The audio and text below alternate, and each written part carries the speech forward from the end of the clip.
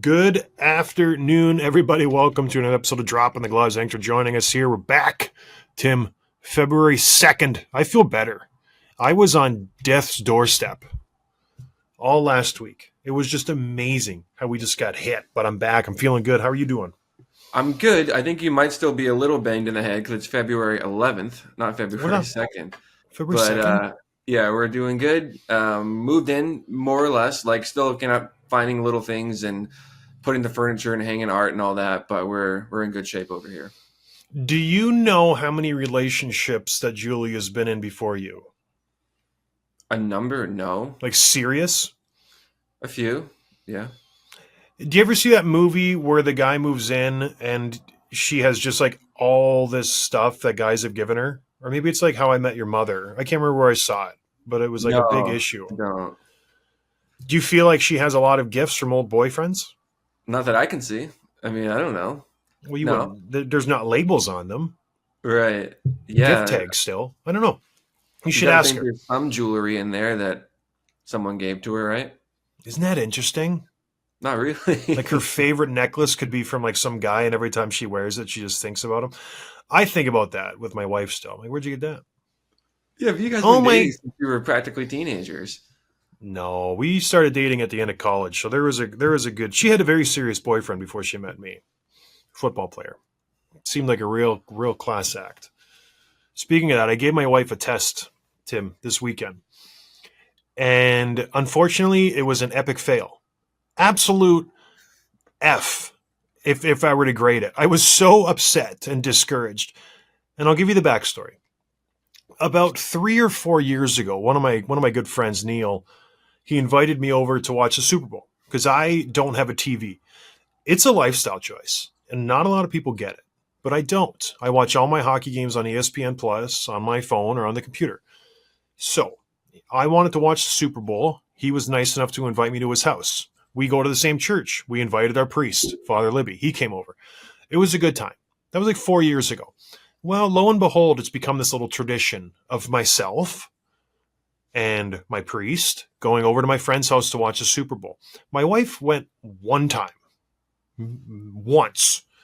So the Super Bowl came around this weekend, and unfortunately, we have some sick kids in the house, like I've talked about.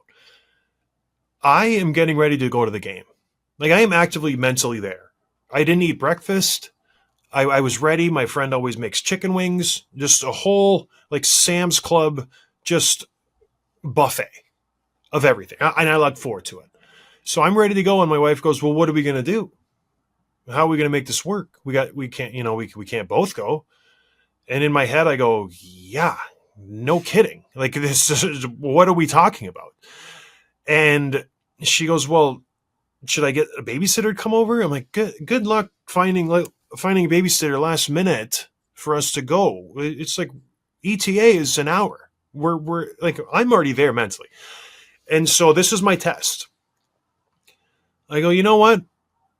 I really want to watch this game, but you should go if you want to go. And I'll stay home and watch the sick kids and the younger kids. And Tim, she didn't even hesitate. She goes, sounds good. And then walked away. And I almost said something verbally like, what the hell is going on? But I just was in shock, and I let her have it because I had been sick, and I'm like, maybe she needs to get out. And she went, and she left me at home with the sick kids and the little kids, and she took the older girls and the baby, and they went to my friend's house and enjoyed my party that I was invited to, that she wasn't invited to. And I was so mad. So incredible. I don't know if I should be sharing this here with everybody and all the listeners, but put yourself in my shoes, everybody. And let me know in the comments or send me a letter. Am I okay to be mad at this point? And then to put the cherry on top, they get home and I go, who won the game? Oh, well, we didn't watch it. We were playing and talking and stuff. And my blood's boiling. And I had something in my hand and I threw it, Tim. I threw it across the room and I just walked away. It's just like, Key and Peele, when he's the teacher and the kids are messing, when he like clears the desk, he goes, son of a, well, I just threw my pen. It was like that. Or I was like, you gotta be kidding me. And I just walked away. Like, you didn't even watch the game. And so it's just, I would, if I were a teacher like Key and Peele, it would be an F, an absolute F for my wife. So that's the weekend that I had. So that's all frustrating and terrible. But the part that I think is kind of the worst that you sort of glossed over was the food. You didn't eat all day. You're anticipating this. This is something you look forward to. Yeah. What did you have for dinner? Did you just have a bowl of cereal and just sit and steep? Well, I had to watch the other kids. And so I was dealing with sick kids and this and that. And this is the thing that really did put the cherry on the top of everything. There was no food to make everybody. So I'm just scrambling to cobble together a dinner. So I think we did just a potpourri of what everything. Like the sick kid got like chicken broth, the younger kids I just threw together some leftovers, it was just a disaster. And I was so upset. I gave myself a little bit of a break. I put a movie on for them. I bought them, which is tough for me to do. Inside Out 2. I just bought it for him. I said, watch this movie. Dad needs a second. And that kind of gave me an hour or two to get things pulled together. But yeah, it was just, and then she gets the van stuck in the driveway twice. And it just like, how are we getting stuck? It's just insane. The driveway's perfectly and now I'm nitpicking. So I'm just being petty. I'm just talking about random stuff. I'm out there shoveling out this damn van because I'm sure she loses her phone, so now I got to buy her phone. Oh, Tim, it's been a week, so that's why I'm looking forward to what's around the corner for hockey. The NHL has taken a pause, Tim, and it is time for international play. It's very exciting. It's very rare we get best on best in hockey, right? So it's a beautiful thing when it does happen. And just doing my research, Connor McDavid has not played an international hockey game since the World Junior Championships. This has been just one of the greatest travesties to hockey fans, is not being able to see this guy throw the leaf over his neck and represent Canada in an international game. So he is going to be putting on the leaf. You got an amazing American team. I guess the only one bad part is whoever made these teams in the tournament in the four nations, they should have expanded it. I really liked the World Cup of Hockey or whatever they did a couple years back when they had the youngsters team, they had Team Europe. It allowed other players to be involved in this tournament because you're missing out on some high-end talent. Like some really, really, really massive superstars. And then Team Russia. I don't care about geopolitics. I think Team Russia should be there. I think they add a lot. Everybody loves playing Team Russia. Immense amount of talent, top to bottom for that roster. And I think it's a huge miss to not include them in this just because of Putin and invasion and all that crap. I don't care. I don't care about that. I want to see the best hockey players. And I'm upset that they're not a part of this tournament. You could have easily included 2 to 4 more teams to round it out, do a round robin, make it a tournament. All that aside, we're focusing on the positive. We have 4 teams at this tournament, Tim. And we're going to break it down. I know we're a little late to the party. I don't care. We're going to do it because the NHL is paused now, right, Tim?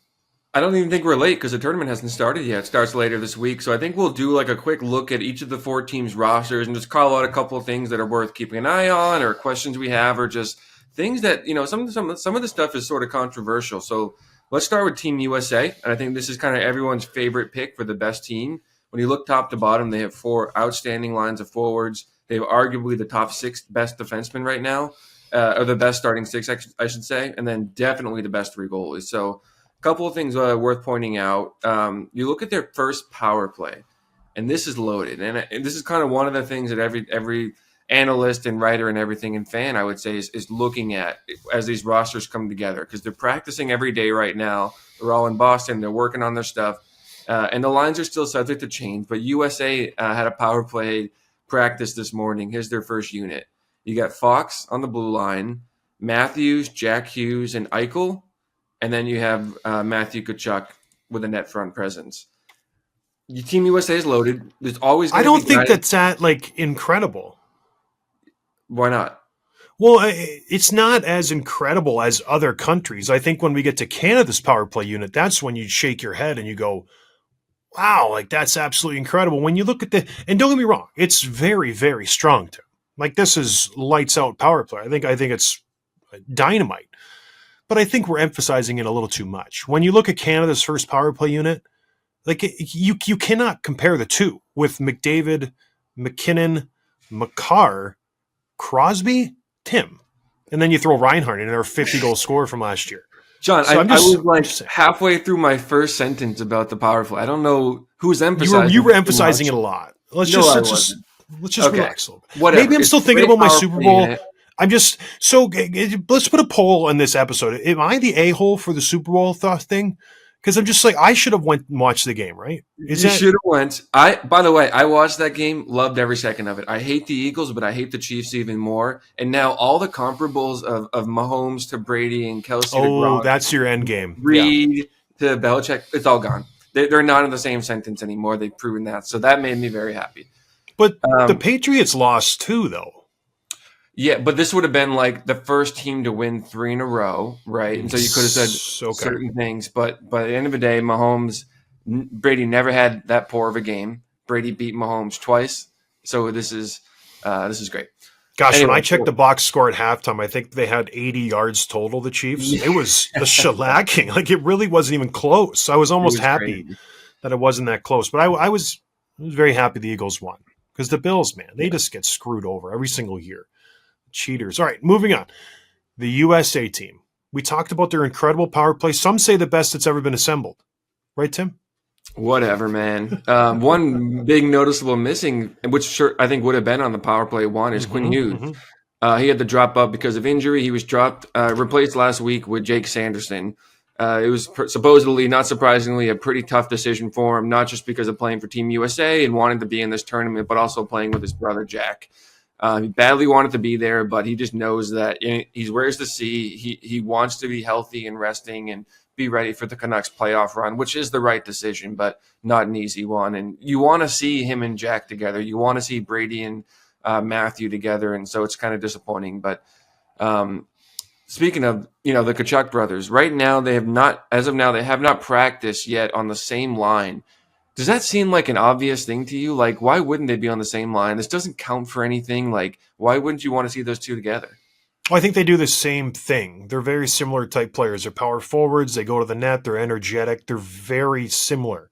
So when you balance out the lines, you don't need two guys that do the same thing. So when you look at the lineup makeup of the USA team, Kachuk, grinder, go to the net, dig out pucks, that sort of player. He's with Eichel, who's a facilitator, a goal scorer, then Kyle Connor, who is an absolute sniper.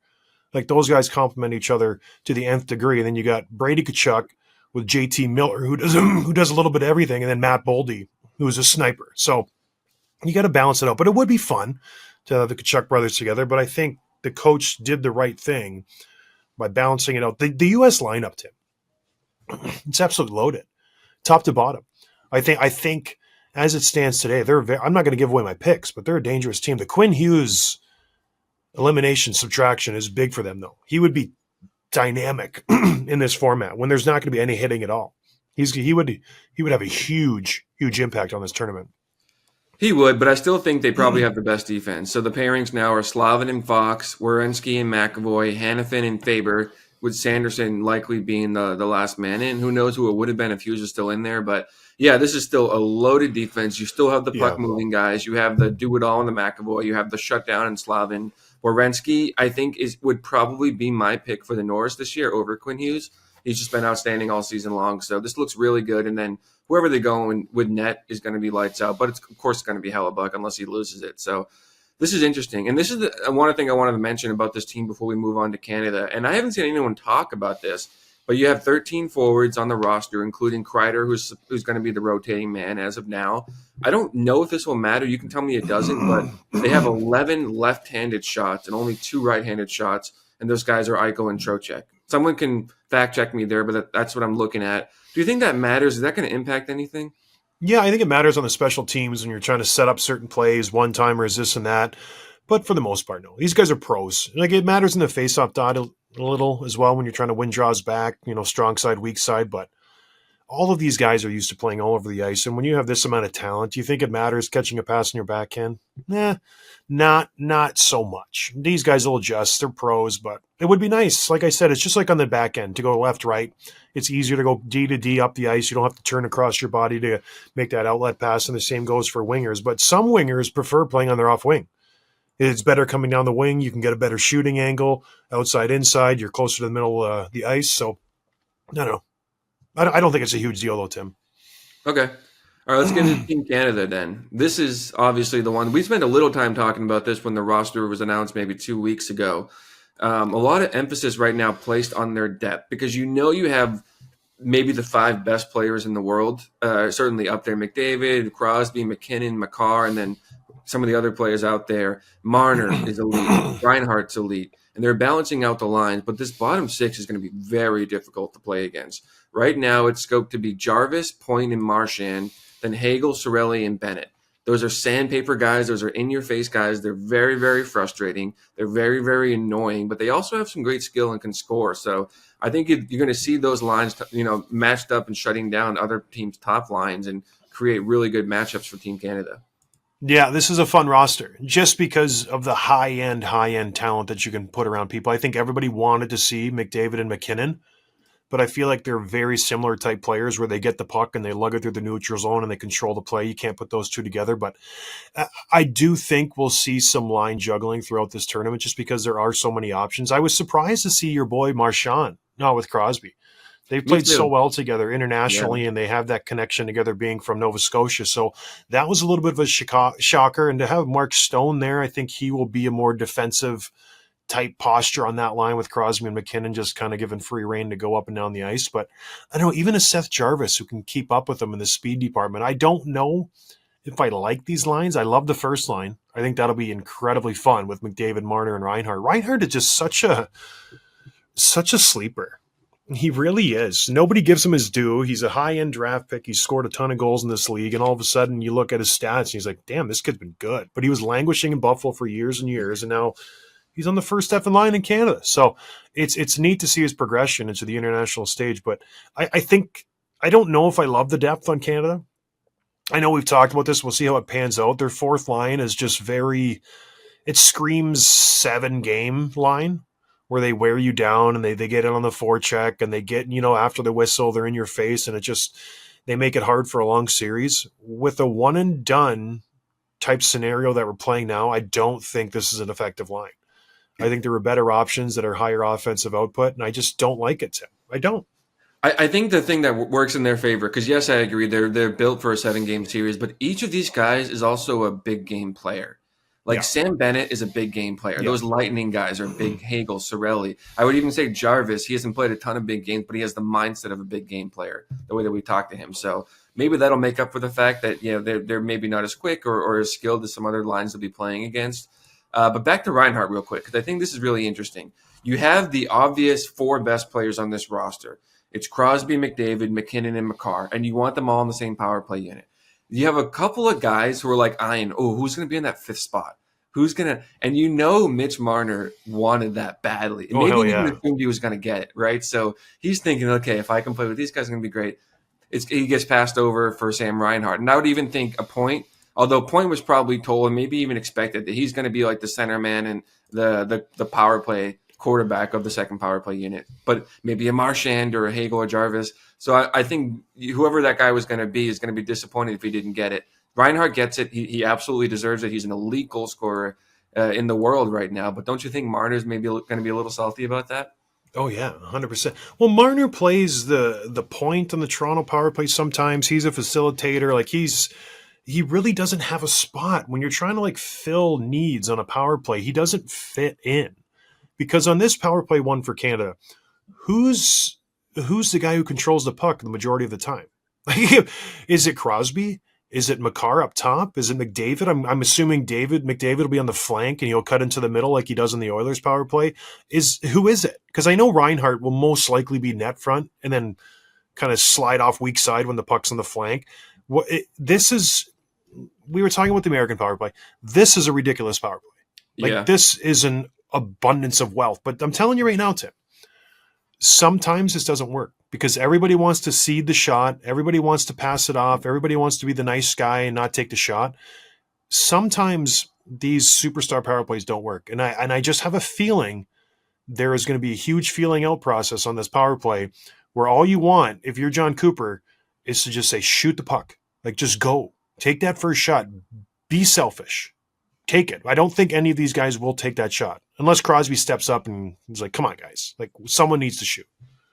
I think McKinnon might be that guy. But yeah, that could totally be a thing, and we've seen that with power plays before, where you Hmm. add like a superstar at the deadline, whether it's a Gensel or a Hurdle, and you kind of think, okay, now we have a top five power play, we're adding an elite player to it, Yeah. and then it starts working because it throws off the dynamic and the balance and whatever system they were running, and now you've got another factor. You think it would make it better, but it doesn't always happen. Then you have that basically times five.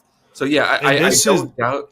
I don't doubt their ability to build chemistry. They know each other. They played together before, but this is a very short time frame, and you might run out of time to work it out. and this is where I feel like the Scandinavian teams have a huge advantage. I just feel like they have that team mentality. They do what's best for the team. They play with each other quite a bit. They're familiar with each other. They go home in the summer. They all skate together. There aren't a lot of Swedish and Finnish guys in the NHL. Sweden, I think, has 70, 60 or 70. Finland, I think, is less than that. And the whole roster is from the NHL. So these guys know each other. They've been around each other.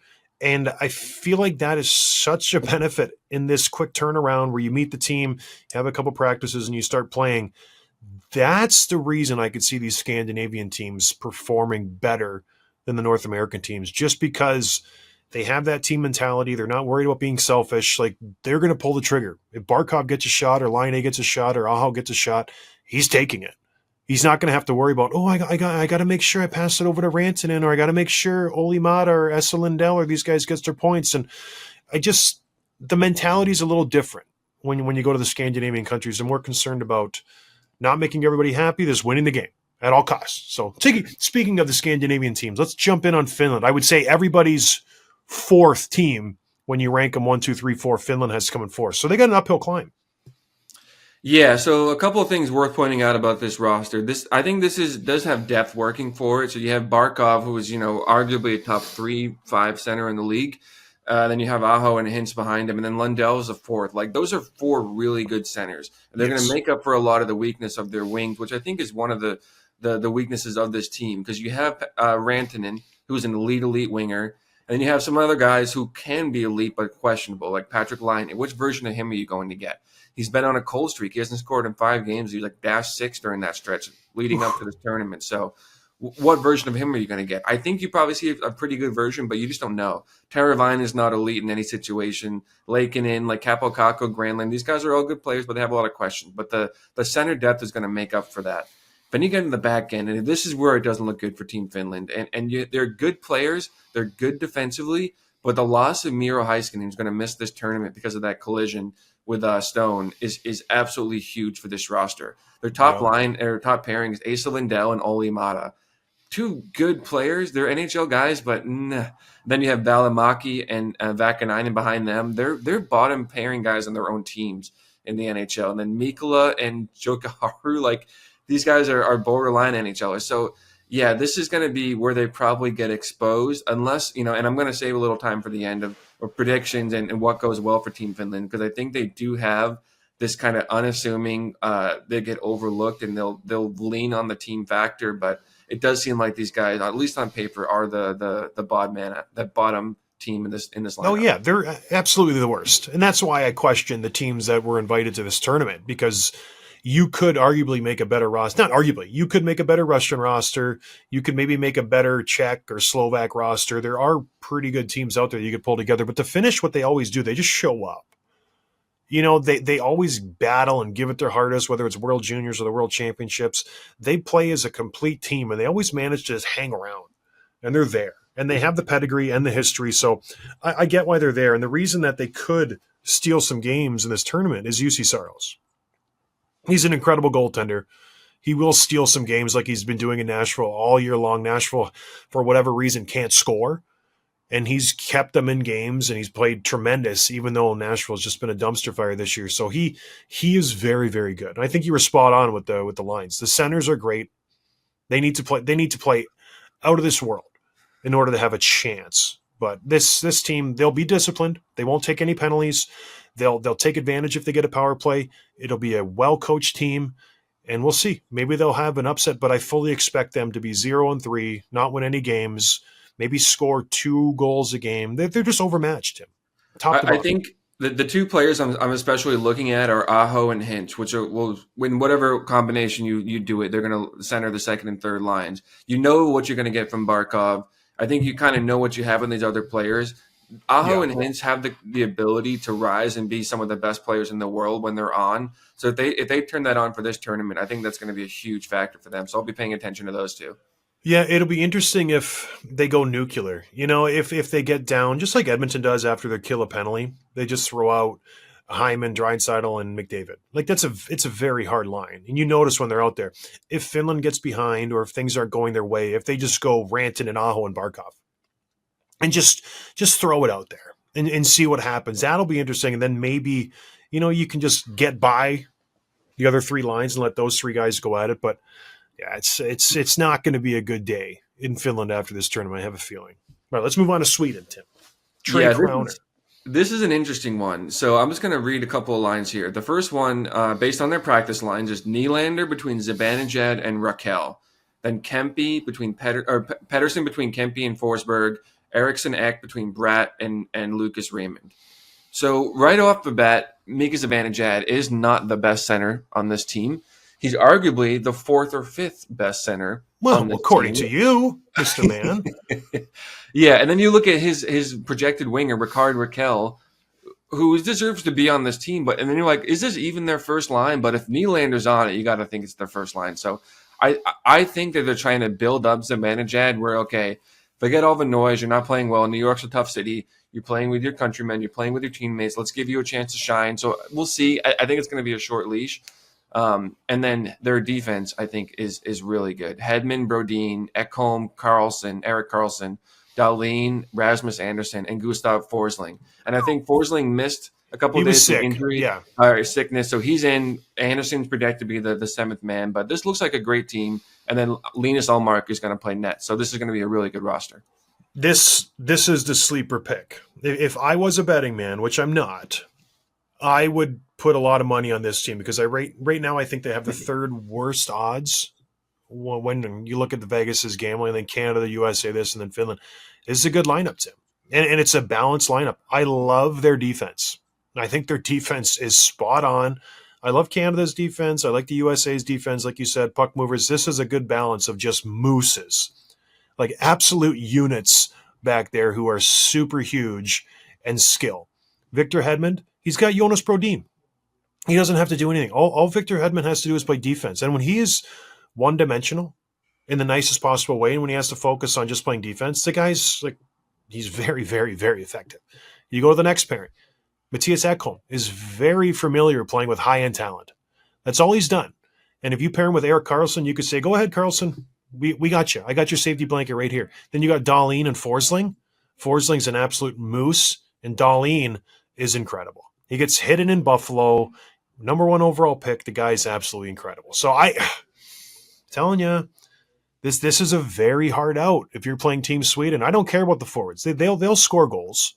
It's the defense that is just going to cause fits for these forwards from every other country. It's amazing that a country this small, Tim, can produce this much talent, especially on the back end. That's incredible. Every other country would be drooling to have those 6 guys starting for them. Like it's a great balance, a little bit of everything. And they're such a small country. The USA and Canada should be ashamed of ourselves. We can't produce. I'm just kidding. It's amazing. It is, and you mentioned Quinn Hughes, how he's built for this tournament because he can skate, and they're not going to hit crazy like they do in the NHL. That's Erik Karlsson for Team Canada. He's older, he's got some miles on him, he still skates like the wind. And if in a tournament like this, that's not going to be overly physical, which is one of the things we need to talk about. What you can expect from how they'll play this thing, but I think you can expect him to do very well. And Linus Ullmark is obviously just elite. He'll do very well. So this is a great team. I think they're going to surprise some people too, and we'll save our predictions for the end. So let's talk about the tournament as a whole and some of our questions and thoughts leading up to this. It does seem like there's a solid buzz. It's not one of those stadium series or overseas things where no one knows the day of. I think pausing the schedule, they're promoting it more. We're seeing it more on the socials and TV and stuff, and they've done a better job of marketing it. When you look at the rosters, do you see one of these rosters as far and away better or far and away worse than some of the rest? Well, I think we've established Finland, just talent wise, is much worse, and this is just on paper. So again, things change once they drop the puck. But I think the U.S. has the overall strongest roster, in my opinion. I think top to bottom on the back end, and where they make up the differences between the pipes. Yeah. I think hands down, lights out. Hellebuck is the best goalie in this tournament. Like there's no one that comes close to him. He is playing Vezina Trophy last year. He will win it this year. He sets the difference for this team because you can make an argument for Canadian forwards, USA forwards, defense. I think it's all negotiable. The goaltending is where the USA sets themselves apart. But other than that, I think it's a US Canada top two when you look across the board for all these forwards, defense. It's just a goaltending, Tim, that really sets them apart. Yeah. Do you like the formatting of the tournament where each team's going to No. play each other? And yeah. Well, again, I don't mind that, but it just to end with the one game final, I feel like that is a little anticlimactic. I feel like they could have done a little bit better where you play the round robin, one team gets a bye, two teams play to play in the championship game, or just draw it out just a little bit. I guess there's a time constraint and you want to get the games done and move on with the NHL regular season. But don't you think you go 3 games and then only two teams make it onto the final? Am I missing something, or you could I, have I done it a little suspect better? I suspect that's either a logistics issue, where it's just like, hey, let's keep it as slim as possible. Plus, you don't want to Yeah, add too many games where you increase the chance of someone getting hurt, or you just add wear and yeah. tear to the bodies. But I like that actually, because you think about like it's a game seven, right, where everything's on the line, or the Super Bowl where it's one game compared to the big series, or even those one game play-in games that the MLB does. They're so electric, they're so fun. Even if it's like middle of the pack teams, it's the Royals and Tampa trying to fight for that last playoff spot, but it's such like electric television and sports to watch. So I'm okay with that. I think that But if works for me. here's my scenario: Team Finland loses its first 2 games. Do you think they're going to care about the last game when they have zero chance to make the finals and they're just mailing it in? Those guys want to go and party and tear it up before the season starts.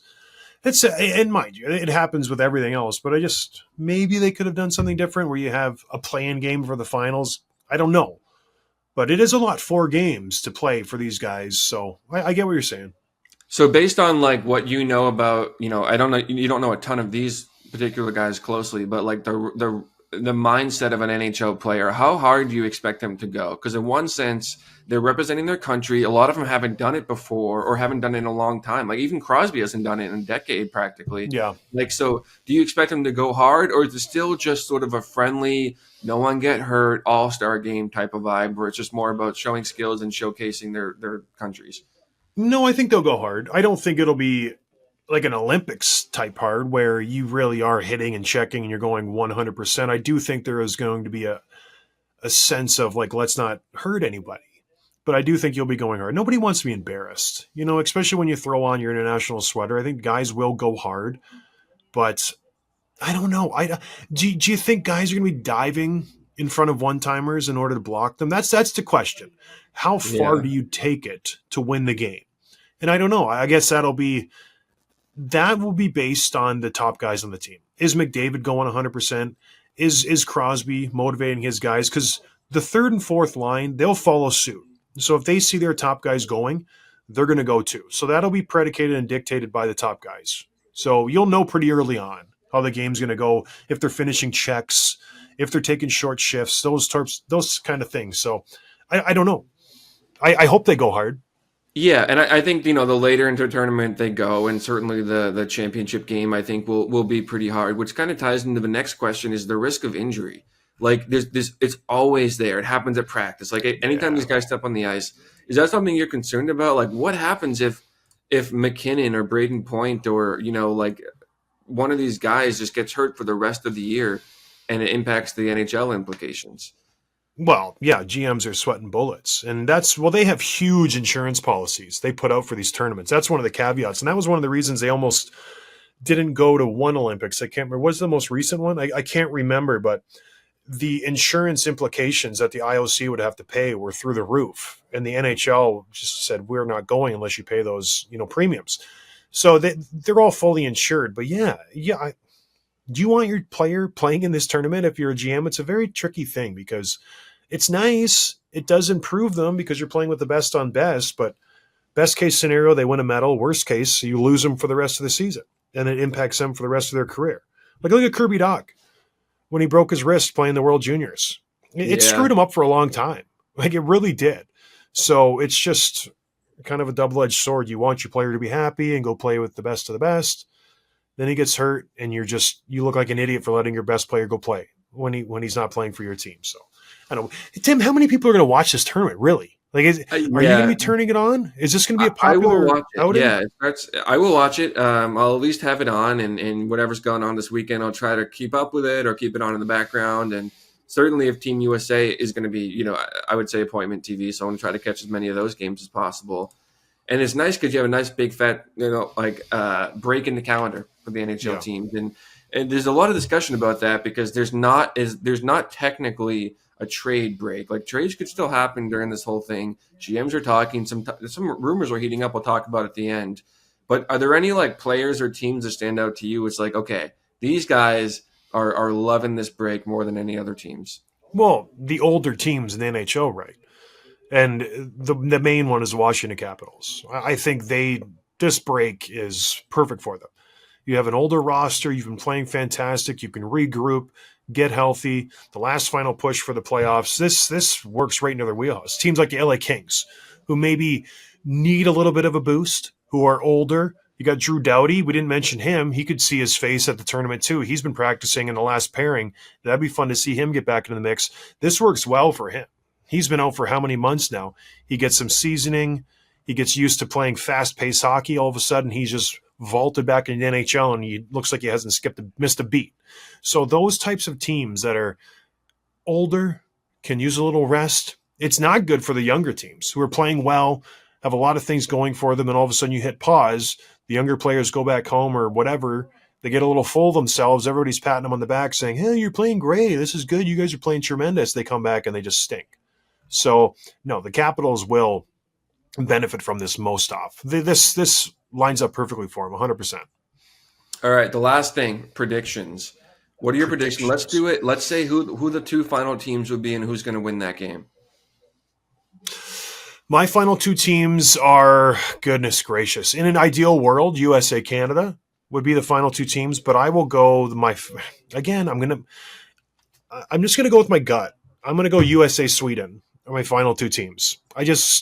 For whatever reason, Canada's been faltering in the international level the last few years, and I just think it's going to continue. I don't want it to. I want it to be USA, Canada, but I think it'll be Sweden, USA are my final two teams. What about you? A little bit of a stick in my neck out here, but I'm going to go Team USA over Finland in the final. I think the Finnish are going to surprise people. I think you're going to see a different game played by them than some of the other teams, but it's going to work. And you're gonna look back and think, yeah, we probably should have saw this coming. They do it all the time. Whether it's juniors or these other international tournaments, people overlook them and they almost always surprise you. So I still like Team USA in the end, and we'll still get to see, regardless, a Team USA versus Canada game, which will be a lot of fun. But I like USA over Finland in the finals. Ooh, you're taking USA. I'll take USA over Sweden in the finals. I just think they look good. You know what I mean? They just look really good. But it wouldn't surprise me if Canada's ran the table and waxed everybody and went 4-0. That's the kind of team that they have. But I don't know. I don't trust them. Based on the World Juniors, I'm having a hard time trusting Canada. All right, let's do some quick hits, Tim, and get out of here. My old buddy, the man who cost me, how many thousands of dollars did this guy cost me? Just imagine if you're a listener. There is someone out there on this earth, and there's two people in particular who have cost me a lot of money. There is Tim Jackman, and then Louis Eriksson. Both of those guys combined have cost me hundreds of thousands of dollars. I was going to make a joke. 10%, so what, $2,000, $2,500? Tim, I was playing in the NHL, I was making $800,000. And these guys, I think on Louis I took 7 games. And then on Tim Jackman, I think I took 7 total combined from the two. And repeat offender, this and that. It was just probably a good $200,000 these jerk bags cost me. I could use that. I tell you what, I'm just like hemorrhaging money these days. But anyways, Louis Eriksson has officially retired from the NHL. Good career. Played in over 1,000 games, 16 seasons. I didn't know he had retired. So that was news to me that he was still kicking around. He was probably collecting a paycheck. You know what it is, and this is what hockey players are smart at. You get the insurance a certain amount of time, and then once you retire, they cut you off of the insurance. So they give you like a couple months after the season starts to try to figure it out. Then they just cut you off. So maybe that's what he was doing, is riding the insurance. But he retired. One of the better Swedes ever to come over. Good for him. Yeah, he hasn't played in since 2023 with Frölunda for the last couple of seasons. So yeah, Good. hasn't been in the NHL in several years. And I like this that it popped up because you we talk about how you changed his career and ended his career, and here he is just retiring now after 16 seasons and another 10 years after your incident with him. So it's kind of funny. Listen, it's a good lesson to the kids. When you dump the puck in, you don't admire it. You got to keep your head up on a swivel. You can't just sit there and like, oh, what a great dump. You're going to get buried. My hit, I will go to the grave knowing it was a clean hit. It was 100% hockey play. And this guy just, he learned the hard way. You have to protect yourself at all times, especially when there's just a unit, myself, out there, just a predator. And he learned the hard way, Tim. He What are you learned the hard even way. doing on the ice against Boston's top line? That's the question. Hey, I'm not the Um, coach. You think I don't put me out there? You think I ever said that? I'm like, hell yeah, let's get out there. Let's try to change the game, baby. That was a nationally televised game too. That was but so that was the start of the end for me, because that's when everybody just really hated me. It was just bad news. Tim, I would go to Boston and people would spit on me in the streets. Like, it was just, I was public enemy number one, which was sad because I love Boston. Absolutely loved it. I couldn't go out to eat when we'd go there. It was a really sad time. Really, really sad time. But I got over it. the next thing here, congrats to BU. Boston University won the Yeah. Beanpot last night. Upset number one BC. BU was ranked number 9, I believe. So it's a huge upset against a team that's just stacked with first liners, but first rounders. But BU's got Yep. their own too. Cole Eiserman had a sick goal, and then you had Cole Hudson of BU, the MVP of the tournament. He had 3 goals, 2 assists. He was drafted by the Capitals in the second round, the top of the second round last year. So congrats to BU, heck of a game, and tough to see BC lose though. That's my team. Lane's brother. Yeah, Very exciting. Lots of brothers pairings in the USA. Isn't that interesting? I like it. Yeah, I of like course it. you do, Tim. Yeah, God. I like it.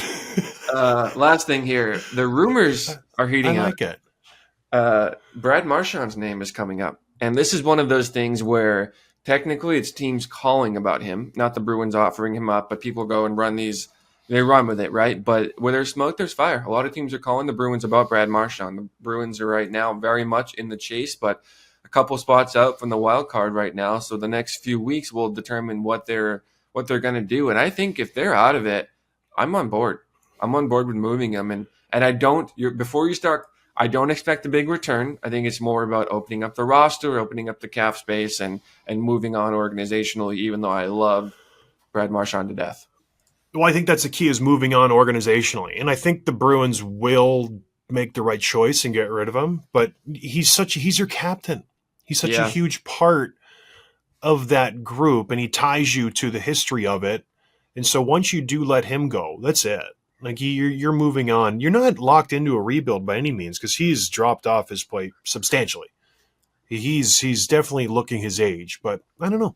Do you really? And that's the question. Do you think they have the guts to let him go? Where they're at in the standings, they will not make the playoffs. Do you think they have the guts to let him walk and watch him go somewhere else? I don't know. I think my heart says no. They don't have the guts to do that. I think because of the captain, he's been there for 15, 16 years. He's Yep. earned the right to have a say. Doesn't mean that he's not Sidney Crosby level where he doesn't get moved unless he says yes, but he's earned the right to have to be part of the conversation. And if he wants to be there, they're most likely going to keep him there. So yeah, I don't think. But you want to see these guys at the end of their careers play for something. You want to see Crosby play for something. You want to see the other guys just get moved to a contender where they have a chance to play one more time for the ring. So yeah, I'd like to see him do that. I don't think it's going to happen, but we'll see. Yeah, he's got an 8-team no movement clause, so there's definitely options. If you're him though, Do you want to go somewhere else? Like, do you want to see if the grass is greener? I don't know. Well, that's what makes the timing of this tournament so interesting because you're going to see some, Yeah. backdoor just conversations and recruiting. And hey, listen, and they're unofficially right. It didn't come from me, but the coach and the GM told me to tell you. So I wonder how much of that will happen, and we'll never know, of course, but it's not zero. I'll tell you that.